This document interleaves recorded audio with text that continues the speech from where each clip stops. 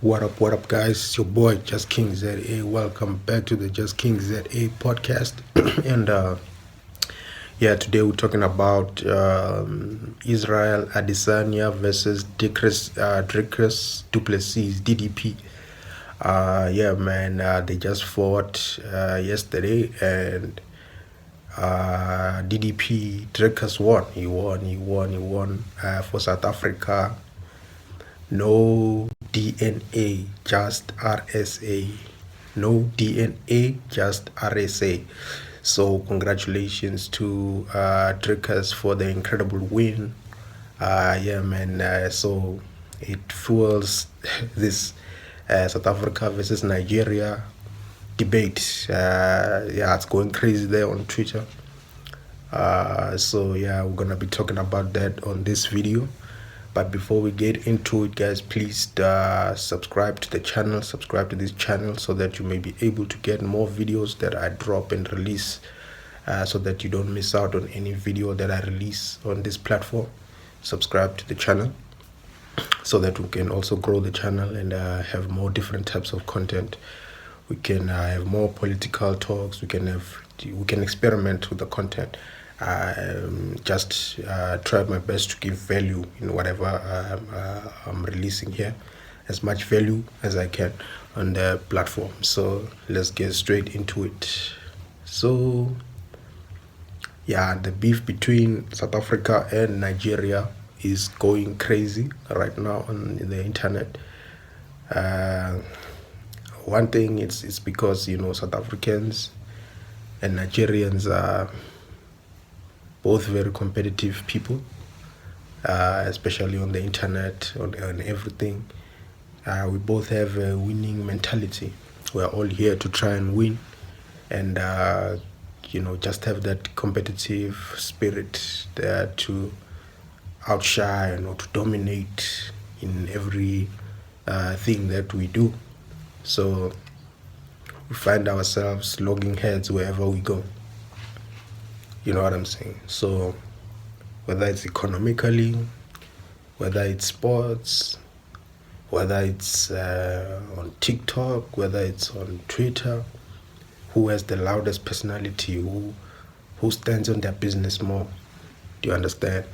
The thing about Nigeria is that Nigeria, they try by all means to literally outshine or dominate or swallow whatever it is that is in their way. They try by all means to swallow whatever opponent is in their way. You know what I'm saying? So sometimes they overdo it. A lot of times they overdo it. It's almost like they don't have any conscience, when it comes to that. It's just with the best, with the best, with the best. Yeah, we what. As you can see with culture, a lot of things that they take from other cultures and they just say it's theirs, and then they just run with it and create businesses, restaurants, sell that jollof rice, sell that, you know what I'm saying? You find the owner of the product itself not being able to compete with them because they just flood it, they just outwork the person who created, whatever they created. They just find whatever is working, they take it and then they run with it. So they take whatever is good and then they run with it. They know the work ethic. What I can say about Nigerians, they know the work ethic in order to sell something and create a business out of something and run it so that it has legs and whatever, and you find that the person who created that thing does not have the legs, does not understand, does not have the networks, has not created the networks, doesn't know exactly where to place something. They just know the product, they just been in the lab creating the product, and and then someone just comes and tastes that thing. It's like, wow, this is amazing. They start off loving your stuff. They start off being fans. They start by being fans, and then from there, okay, this thing is mine now. Open restaurants everywhere, flood the whole world, be here, take that. They just take product, they just take what's good. If they run out of ideas, they see what's the next thing and they take it. You know what I'm saying? They run with it. They start off as your friend, but then they end up wherever they go is just competition. They just want to compete and just dominate. Do you understand? And that makes them to be very, very makes them to be very, very unliked by other African countries. Other African countries end up not liking the Nigerians because of that competitive spirit. So sometimes it's good, but sometimes it's very bad. Because just imagine you start whatever you are starting with. Hey, for you guys who are watching, you think I'm going on a tangent? Yes, I am. This is an analysis. Do you understand? So an analysis, you don't just go in on the topic. No, I first have to give you my perspective, my view. I have to run around. Do you understand? So this is not an update. If you're looking for an update, it's probably 3 minutes long or 4 minutes long. You understand? So this one, it's a long form video. It's an analysis. It's just me streaming, having my own perspective on whatever is happening. So Nigeria has created a lot of resentment with other African countries. Do you understand? And they don't care. They don't care. They are just on that. We are winning. We are winning. Do you understand? So that's the energy that they have. So now we get into the sporting grounds. They've been dominating the UFC for quite some time. They've been dominating the UFC and doing very well in the UFC. You have guys like Usman, you have Adesanya, I don't know the other guy, but they've been dominating. And you have in boxing, you have Anthony Joshua, you have all these guys. You have, they've been doing very well, and congratulations to them for that. But this time, South Africa is popping up on the UFC. Shout out to our boy Dricus Plesis. Shout out to him for coming there with pure work ethic, showing that slowly but surely South Africa is popping up on the UFC fighting scene to really, really represent and do well. Do you understand? South Africa, as I said, South Africa and Nigeria are the two giants of Africa, you know what I'm saying? So, South Africa and Nigeria. So, South Africa is it's no stranger to the world of sports, as we are the champions for rugby. You saw what we did on the Olympics. Very, very, very detailed performance. Very, very dope performance. South Africa has always shown flames in sports. So finally we are here. If you can look even at our past, we have other South Africans that have been in wrestling. If you know WWE, we have a South African guy who was there and he was doing very well. He just didn't stay there for long, but he was there for a minute. So what happens from here? So now we are finally in the UFC, and Dricus fought an American guy before called Strickland. He was the champion. Strickland and Dricus won. He won that fight fair and square. He showed pure fighting skill, pure fighting. You know what I'm saying? You can tell the guy is trained for that fight, and he did well. It wasn't an easy fight. You saw he had blue eyes and whatever, swollen eyes. His face was swollen. Fighting Strickland. It was because Strickland is a very, very tough, MMA guy, mixed martial artist. He's a very tough one, and you could see that fight was a brutal one. But our boy Dricus Plesis was able to come out on top and win the championship, the middleweight championship at the UFC, and he's been defending it ever since. So now you see that. So what sold this fight between Plesis and Adesanya? What sold it was the beef that they have, where Dricus was saying that Adesanya is not a real African because he doesn't stay in Africa. He doesn't train in Africa. I believe Adesanya had been staying in New Zealand for a while. Or he was raised in New Zealand, I don't know. So he's kind of here and there, and you know what I'm saying. And then Dricus stays in South Africa, trains in South Africa, Pretoria, everything. He doesn't stay in America. He just goes to America to fight, and then he comes back home. Do you understand? Which for me is amazing, because now you have a champion that's the world champion that's staying within South Africa. While the people of Nigeria can only, okay, the guy represents Nigeria, but where is he? You don't see him. So I think it's very important that champions can.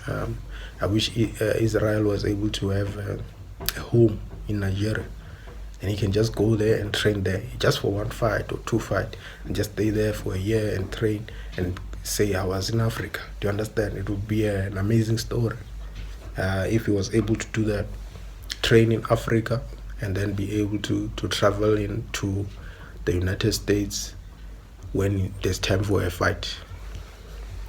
So that would have been a very dope twist to say that, yeah, a truly proud Nigeria.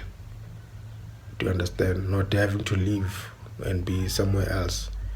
So Dricus was saying that, and then that pissed off Adesanya. So Adesanya, I'm not so sure. I didn't watch those what fight things, but he was hell bent on saying that Plesis is a European, not an African. He's a European, not an African. That's what he was saying. So that started a whole debate to say that are white people in South Africa or Africa, are they African? And then you had South Africans defending and saying no. White South Africans are South African. They've been here for decades, for centuries, and generations and generations. Do you understand? And Africans saying no, there's no such a thing. Africans are Africans, Europeans are Europeans. Do you understand? And that has been a beef and the selling point of this fight. So the fight was sold because of that. You can see even in the press run, the press conference, they were busy saying that that was the selling point, to a point where even Adesanya was crying on the conference when Plesis hit a nerve. Plesis was saying he got sevens or whatever. I didn't really watch that one, but I'm sure a lot of y'all watched it. But you saw that was the whole thing. Do you understand? So the fight got in. I wasn't really sure what time it was playing and whatever. Did it play on Sunday, or no, was it Saturday, or what was happening? So that's what happened. And then I woke up today. I was expecting the fight to be later on, but boom. Hey, I see Dricus won. I watched the fight. So before I detail the fight or what I saw, I will say that all the Nigerians that are saying that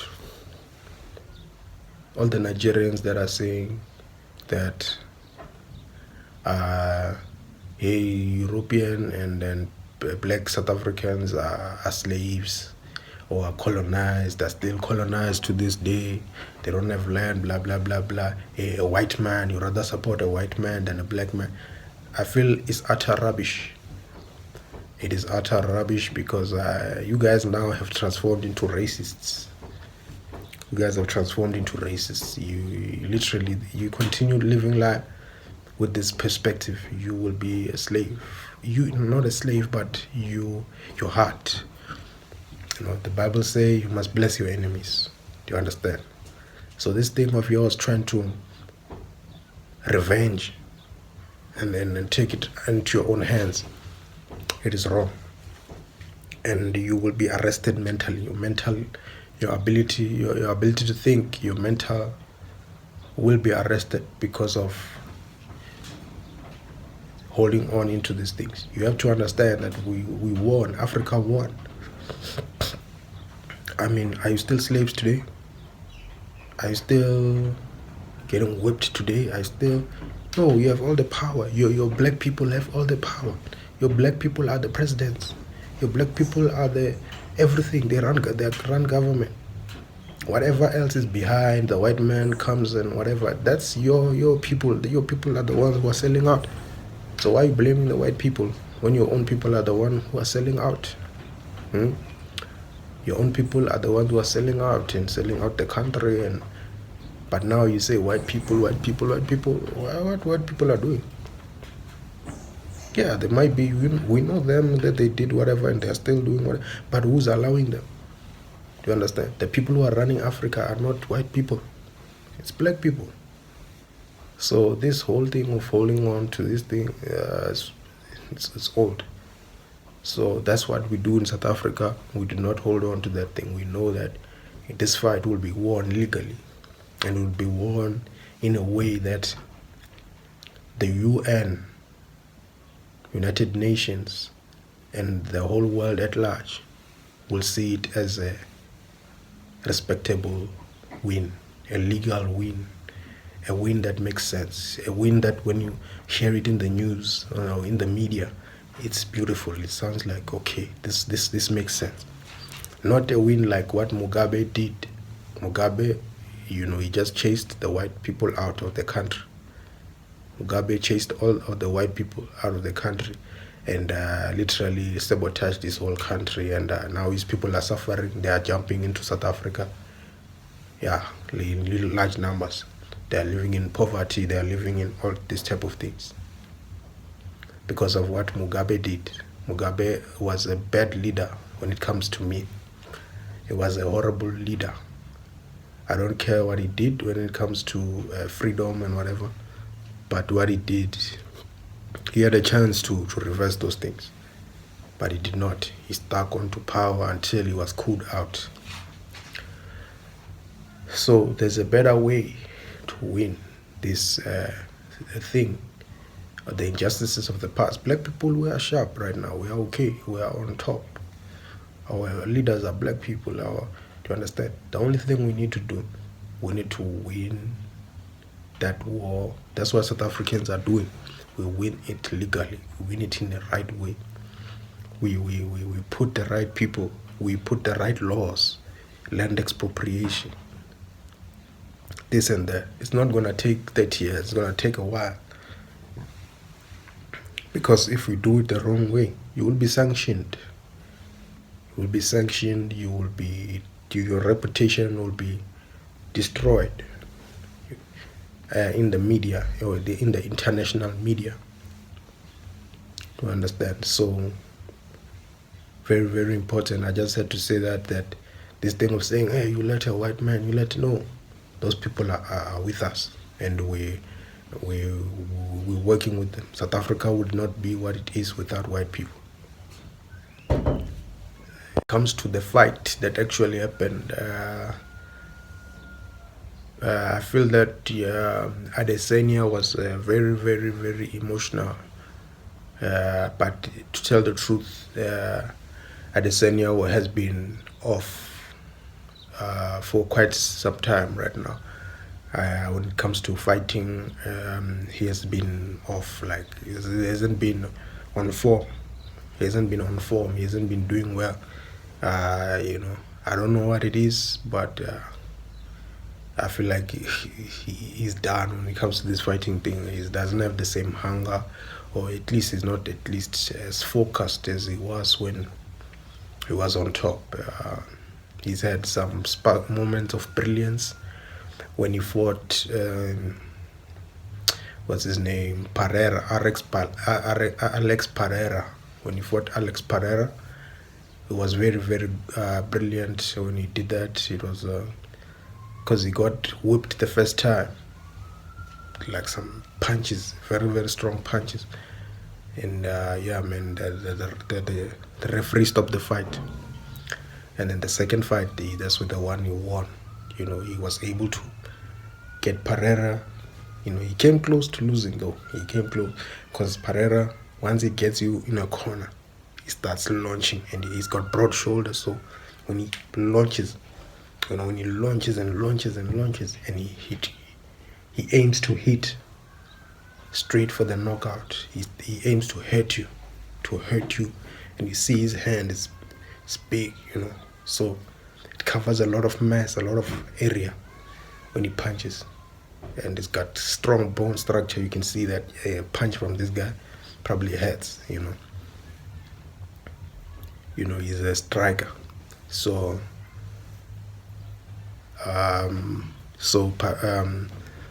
Adesanya pushed him into a corner and allowed him to think, okay, now I got him. Just like the last time, I got him in a corner, then I'm just going to launch. And then he was able now to use his agility to make a guy lose, and then he can counter punch. And then he was able to hit him. When he was still standing, hit him. I think I hit him with about 3. Then he was down. You understand? So, but after that, people thought that Adesanya would be doing very well in terms of fighting and whatever, but he lost again. I believe he lost again. I'm not sure how many times he lost, but even the way he lost, you can just see that, the guy is not focused. Like, he's having some moments of shine, and then darkness again. Shine, and then darkness again. So that's how it was. For me, I knew, in my heart, I knew that Dricus would win, because I saw Dricus fighting Strickland, and I could tell that Dricus is more of he's in between. He's like a combination of what Pereira has with the lack of, striking, accuracy. I feel like he's a mixture of Pereira and Usman. You see how Usman used to grapple and whatever. So I knew that would be the way that, and he's very, very stubborn in terms of fight. He just, even when he's hurt, he's got a strong chin. Even when he's hurt, he will just keep at it, but he will strike and hit. Do you understand? And then he will also submit you. Make a submission move. So because of that, he has been. I thought he stood a good chance, and exactly that's what happened. He was able to outstrike. He was able to tire out Israel Adesanya. They were both striking, but Israel Adesanya, as you know, is very good with kicks. So he was able to take the kicks, and drag the fight for a long time. And then when he drags the fight, and then when Israel is tired, he was able to just come in with the strikes. He knows that the weakness of Adesanya, you hit him with proper strikes, then he loses the balance. So hit him with about three punches on his face. He pushed him, and then he was cornered him. Not necessarily corner, but was just going forward. The power of Duplessis is that he just keeps going forward. So he hit him with three, and then from there was able to just get behind him and just lock him with a submission move. And then 1, 2, 3, 4, and then the guy was tapping. Adesanya was tapping. Do you understand? So from there, Adesanya, you could tell he's emotional, but then you saw Duplessis just give one of the best speeches ever. Literally, good sportsmanship. He was saying that Adesanya is a legend, is a icon, and he cherishes that he got an opportunity to fight this legend in the ring. And then you could tell they were hugging each other and everything. They were okay. And yeah, South Africa won. And you saw there was the rugby world champions, Siyakolisi and Etzebech. Is it Etzebech or whatever? And they were celebrating in the crowd. They were sitting front row, you know. Yeah, very beautiful moment. Yeah, congratulations to us, South Africa. Yeah, man. Interesting times. Anyways, your boy Just King Zede signing out.